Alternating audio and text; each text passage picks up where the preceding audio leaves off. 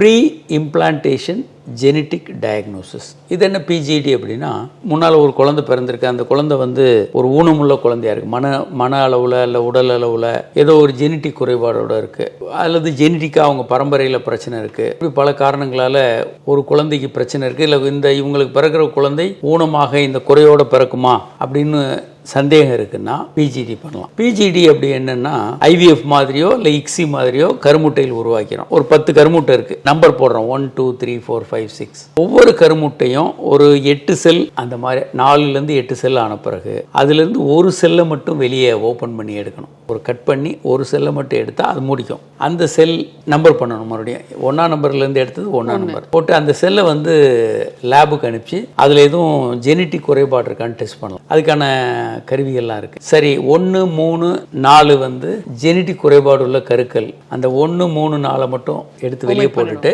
நல்ல ஆரோக்கியமான கருக்கள் 2 5 6 அந்த மாதிரி கருக்களை 3 கருக்களை மட்டும் கர்ப்பப்பையில் வைக்கலாம். தரிப்பதற்கு முன்பாகவே நம்ம ஒரு ஜெனட்டிக் குறைபாடு இல்லாத கருக்களாக கர்ப்பப்பையில் வைத்து குழந்தையை அவங்க வளர்க்கலாம்.